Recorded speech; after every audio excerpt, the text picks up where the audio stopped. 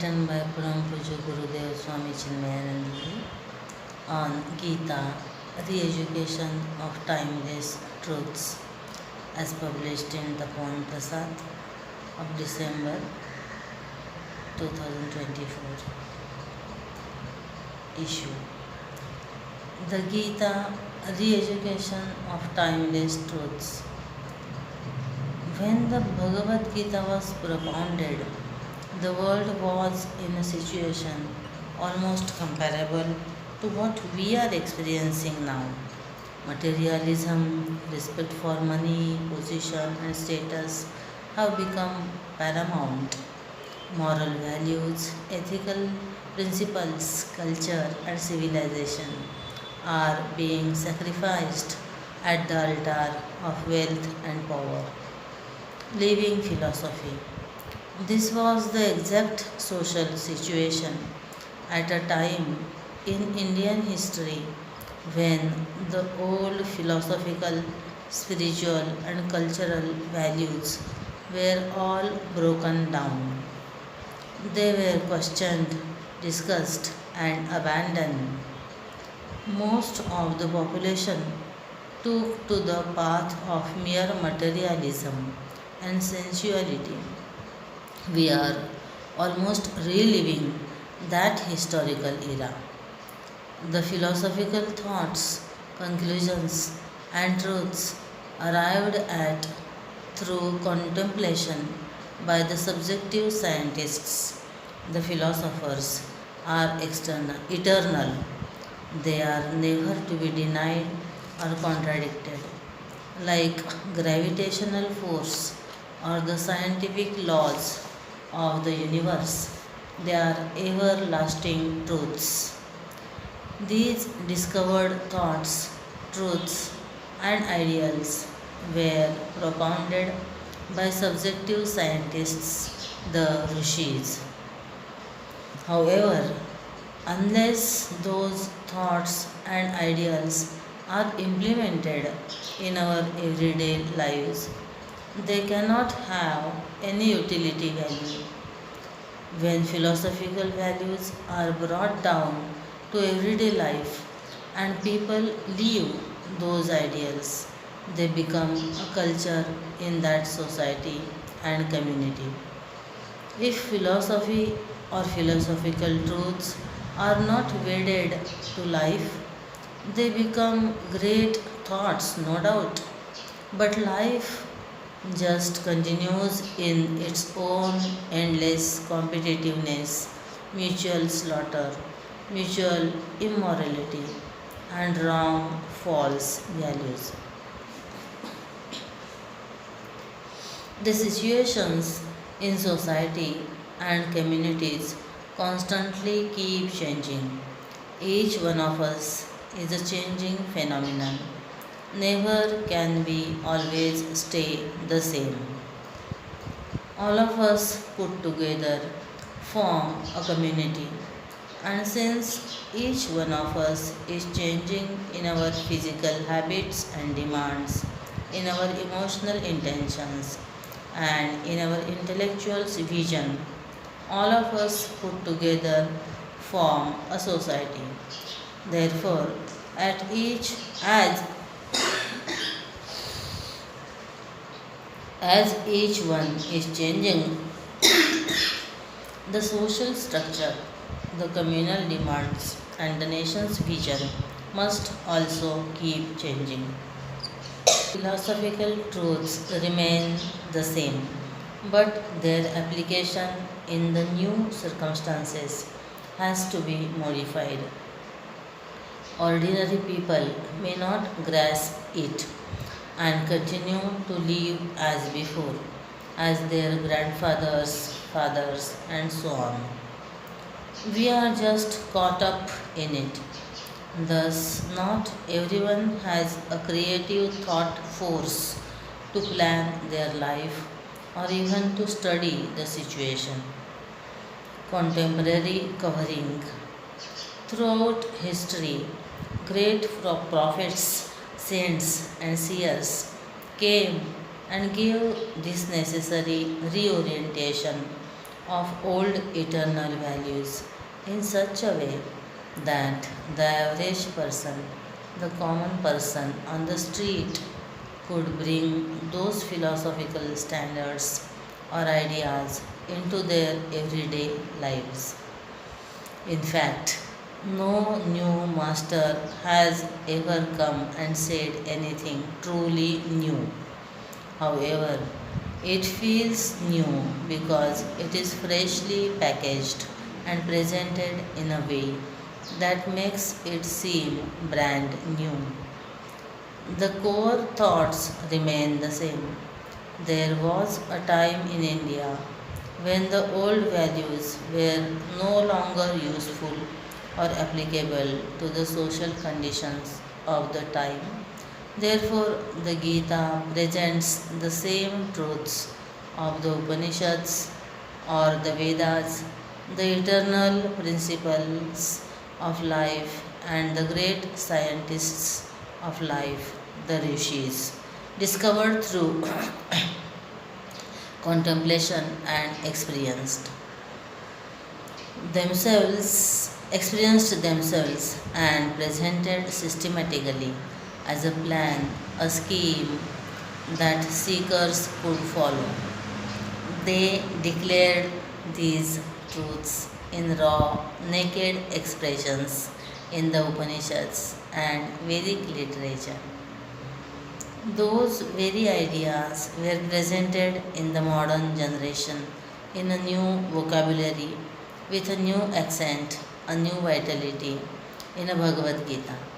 Therefore, it is not merely a philosophy that we are studying, but a philosophy that we can bring into the value system of life and live meaningfully in the world. To the extent we can live those values, in that extent we can chasten, beautify, dynamize, and make our own little life more brilliant. And if my life becomes more dynamic and creative, and each one of you become a little more creative, a little more peaceful, a little more loving, tender, and merciful, don't you think that the whole society would change? If the cells in my body become healthy, I become healthy. I can never be healthy when my cells are unhealthy. Similarly, a nation or a community cannot be healthy when its individuals are unhealthy. When individuals beautify their attitudes to life and become more intelligent in their relationships with each other, that society becomes healthier, happier, more cheerful, and even more productive and creative. In this way, the re education in the fundamental values of life is what the study of philosophy through the Bhagavad Gita offers each one of us. This is why this textbook has been so highly appreciated for so long, dating back to about 5000 to 6000 years before Christ. The Gita has enchanted great thinkers around the world only because its feet are on the ground, though its head goes beyond the clouds. The ideals are rendered practical, giving a new glow to life.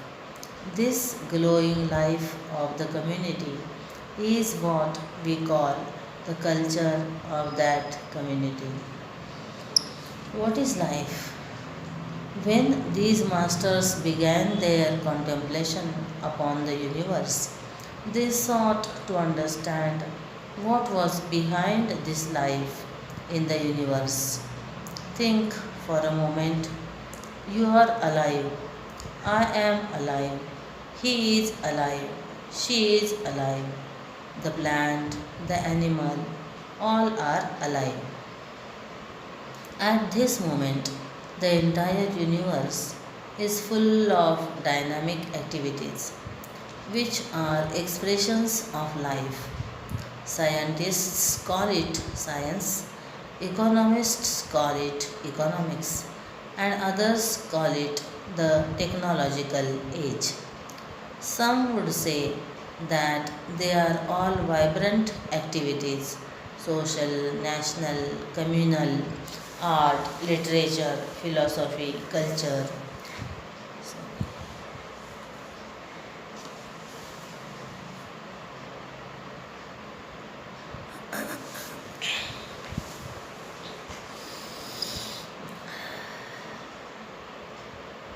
Really shaped what we call today's culture and civilization, the modern age. These ancient masters were trying to understand, locate, perceive, and study the mysterious power called life. The life because of which I am speaking and because of which you are all listening. Without life, you and I are like the chair, inert matter. Though all of us know that we are made up of matter.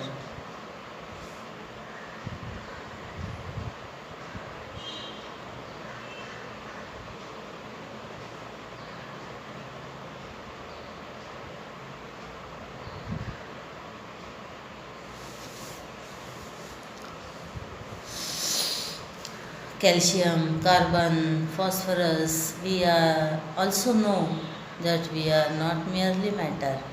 We are matter plus a vibrant, pulsating life. Therefore, I am able to talk to you. My body functions, my mind feels, my think, think. Physically, we may all be different. Emotionally, we may differ. Intellectually, we cannot be the same. But you are alive and I am alive. Without life, we are equal. We are both matter. However, when life is pulsating through us, there is so much beauty.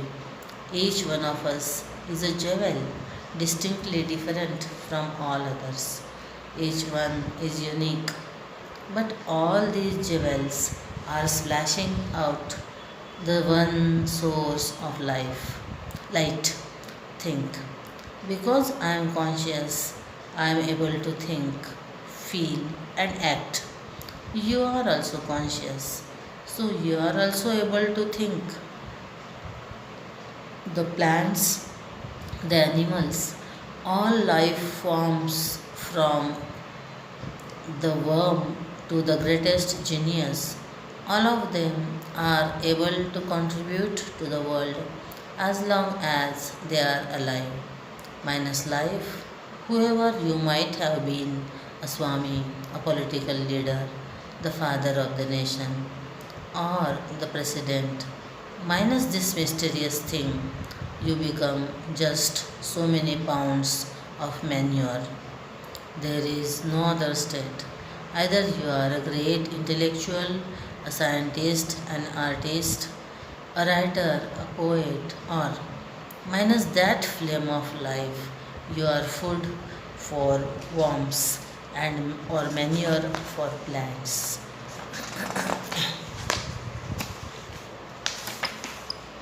So, I plus something is me in all of us. This total life is this mystery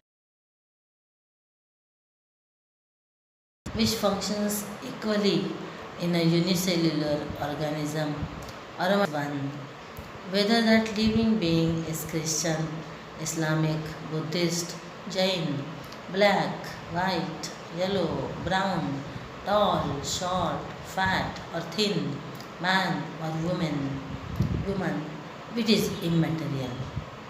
When life functions, there is a living organism contributing.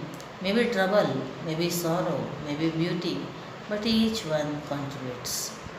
Once that life is gone, all my wealth, power, or popularity, nothing can be of any value to me. I am zero without it. Plus life, I am really somebody. Minus that, I am nobody.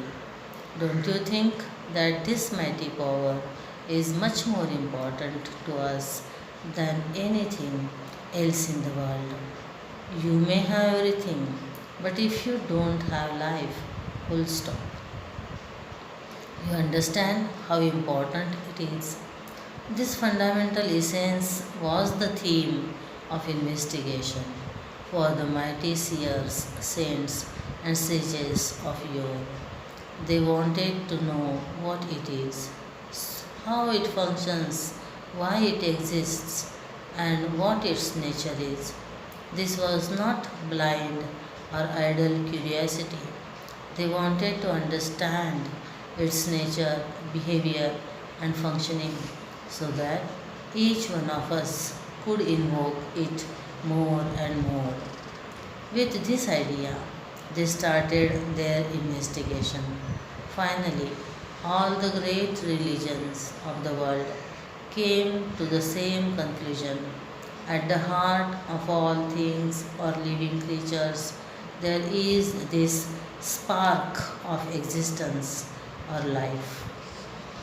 Just as the same electricity powers all electrical equipment, the same life pulsates within all of us.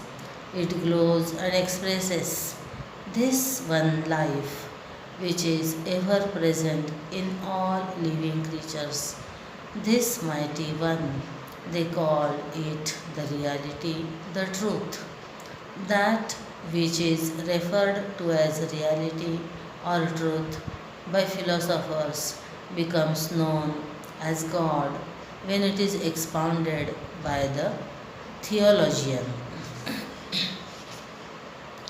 God and me. Thus, God is all pervading, He is present everywhere, in the heart of every being. The same life is pulsating everywhere. By loving thy neighbor as thyself, you are respecting God. What is the nature of this reality? What exactly is its relationship with the world of plurality, the world of many that we see around us? What is its essential nature? What is it related to me and you? How it is related to me and you? What should be my attitude towards this truth that we call God? These are the extremely subtle points, the highest philosophical thoughts discussed in the ninth chapter of the Gita. You may ask, why do they discuss all this? It is to enable the student to turn his mental attention in that direction. By doing so, the mind gains an immediate experience of that higher state. It is for this purpose that the ninth chapter expounds to an average, ordinary, intelligent, skeptic Arjuna, a warrior who refused to act on the battlefront because he became nervous, confused, dejected, and despondent when he discovered that the enemy line was full of his own kith and kin. His attachment to them makes him question whether it is right to fight and win this war, or if it would be more ethical to allow his own people to win. He becomes confused about his duty. Runaways are runaways are cowards. This kind of confusion and desperation comes to every intelligent man who is anxious to live rightly. If you are intelligent but lack a clear understanding of right and wrong and live only in permissiveness, there is no such trouble at all. But when you are intelligent and anxious to live up to the cultural status of a true human being who would like to live like a biped,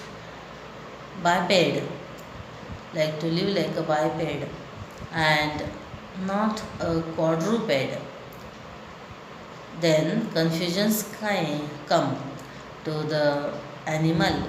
There is no confusion because he has no intellect to think and choose. He lives on impulses and instincts. However, the intelligent human being can control and regulate his mental moods or impulses. His expression in the world outside can be beautiful, harmonious, loving, and tender. These aspects support his culture and character. When such an individual meets difficult moral situations, he gets generally despondent and desperate. Arjun was an army officer trained in the art of warfare. As a leader of that time, he was selected and elected by his supporters to become the commander in chief of the army due to his noble character and values. Unfortunately, the other side, championing materialistic values, were his own first cousins. Therefore, in his confusion and despondent mood, Arjun refused to work or act in the world. He wanted to be a dropout. He asked Krishna to take the chariot away from the battlefront to the Himalayan valleys so that he could contemplate and meditate. By running away from the world, you cannot run into spirituality. Runaways are cowards. Cowards have no place in this path.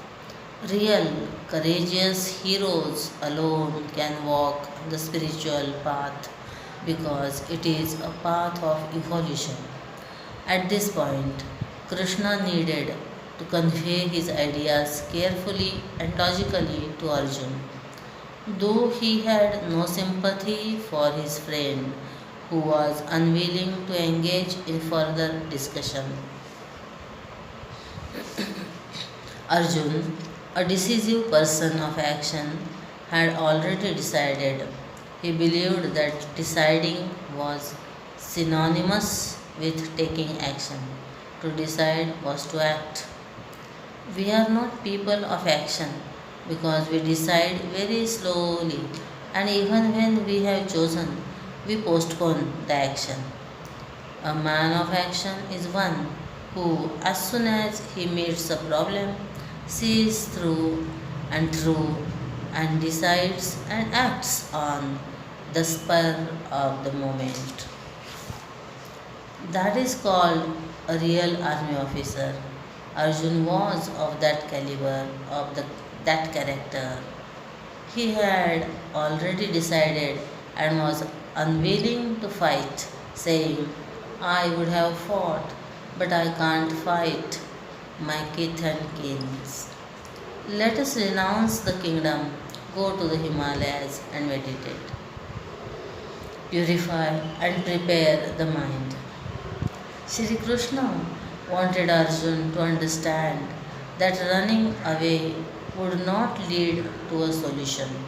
It was important first to purify and prepare the mind for higher contemplation. A mind filled with hang-ups, passions, lust, greed, and restlessness cannot be contemplative.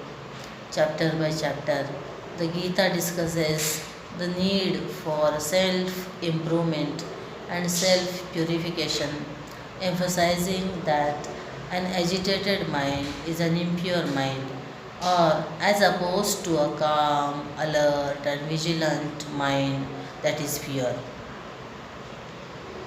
At this point, at this moment, under the throes from within ourselves, our mind is turned outward and runs into the world of objects, passionately wanting to possess them, indulge, and enjoy them. Such a mind is constantly in a state of flux. It has to be made single pointed, then alone it is available. If the mind wanders away, dissipating its vitality in other fields, you will not have its dynamic cooperation in the field where you wish to achieve something.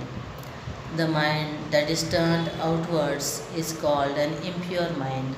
On the other hand, the one that is turned upon itself for a higher contemplative goal is called a pure, steady mind. We continue.